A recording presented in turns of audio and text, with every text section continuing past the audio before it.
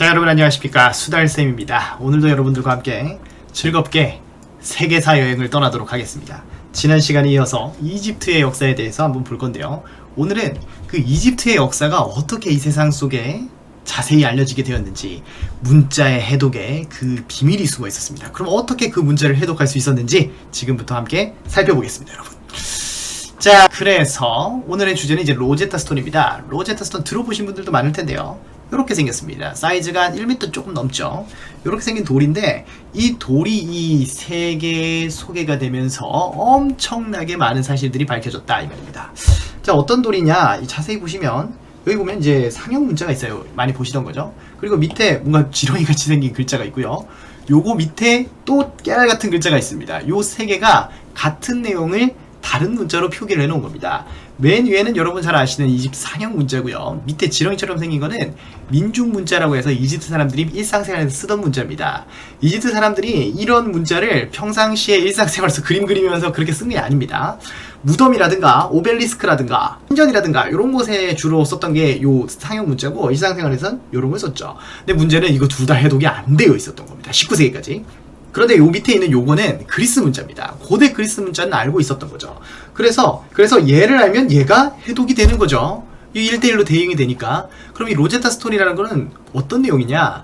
자, 프톨레마이오스 왕조의 프톨레메오스 마이오스 5세의 공덕비입니다. 이 프톨레마이오스 왕조라는 게 어떻게 나왔는지는 나중에 또 설명을 드릴 건데, 이 비석을 발견하게 되는데 1등 공신이 바로 이분이죠. 나폴레옹입니다. 이 나폴레옹이 1798년 이집트 원정을 갈 때 수없이 많은 군인들과 함께 학자들을 데려갑니다. 167명의 고고학자와 언어학자를 데려갔는데, 1799년 7월 나일강 하구에 로제타라는 마을에서 이 진지를 구축하고 있었습니다. 그때 한 프랑스 병사가 깨진 바위를 하나 발견했는데, 이게 바로 로제타 스톤의 발견입니다. 이분 엄청난 분이죠. 이 세계사적으로 엄청나게 많은 영향을 미쳤고, 아예 나폴레옹 시대라고 우리가 배우기도 하는 그런 분인데, 이 분에 대해서도 무궁무진한 이야기가 있습니다. 이 수달쌤이 선사시대부터 현대까지 모든 역사를 싹 정리를 해드릴 테니까 함께 계속 해주시면 너무 좋겠습니다. 자, 그런데 이 로제타 스톤을 이런 식으로 실물은 아니고, 실물은 1m짜리니까요 이런 식으로 표현을 해봤는데, 요렇게 생긴 문자가 상형 문자라면 요렇게 생긴 문자는 일상생활에서 썼다라는 정도 우리가 캐치를 하고 가시면 되겠습니다. 그럼 이거를 해독하게 된 그 계기가 뭐냐? 장 프랑스와 샹폴리옹이라는 사람이 있었습니다. 요렇게 생기신 분인데요, 요분이 해독을 해내셨죠. 사실 이 로제타 스톤은 프랑스가 발견하긴 했는데 지금 대형 박물관 로비에 있습니다. 어째서 그렇게 됐느냐? 발견한 건 프랑스군이지만 1801년 나일강에서 프랑스와 영국 군대가 전쟁을 벌이게 됩니다. 결국 프랑스는 졌죠. 그 전리품으로 뺏긴 게 이 로제타 스톤입니다. 프랑스는 뺏겼지만 이거의 복제본을 장 프랑스와 샹폴리옹이라는 분이 가지게 되었는데, 그때 나이가 12살이었습니다. 이 12살 프랑스 소년이 운명처럼 이 문자를 접하게 된 거죠. 1822년 비로소 해독을 해냈습니다. 그리고 1828년에 이집트 여행을 가면서 수없이 많은 문자들을 해독한 거죠. 이 상형 문자를 신성 문자라고 하는데요, 히에로는 신성, 글리프는 색이다라는 의미입니다. 그래서 이런 것들이 이집트 각지에 있는데 해독을 해내신 거죠. 근데 재밌는 건 지금 여기가 어디냐? 프랑스입니다, 여러분. 이 파리 에펠탑이 보이죠? 이 옆에 이게 있습니다. 이집트 정부가 이 장 샹폴리옹이 해독해준 게 너무 고마워서 이 오벨리스크를 프랑스에게 주는데요, 선물로 줬습니다. 지금 이게 프랑스 콩코드 광장에 세워져 있는데, 이 오벨리스크라는 거는 고대 로마 황제들이 너무 좋아했습니다. 이집트 정복의 상징물 같은 거라서 막 가져가고요. 그리고 제국주의 시대에도 영국이라든가 프랑스라든가 이런 나라들이 막 가져가려고 했죠. 지금 전 세계에 한 20여 개 남아 있는데, 프랑스에도 있고 미국에도 있고 영국에도 있고 각지에 퍼져 있는 게 이 오벨리스크입니다. 그런데 그럼 장 샹폴리옹은 어떻게 이걸 해독을 해냈느냐? 이 문자를 처음에 사람들이 누가 봐도 이거 그림이니까 이 그림에 의미가 있을 거라고 생각하고 온갖 머리를 짜냈는데도 해독이 안 됐습니다. 사실은 이거는 의미였거든요. 이 장 샹폴리옹이 그걸 발견한 거죠. 그리고 이렇게 많이 남아있는 이것들이 이제 우리 역사 속으로 들어오게 된 겁니다. 자, 요것은 이제 음을 읽어보면 프톨레마이오스라는 겁니다. 이걸 통해서 알게 된 거죠.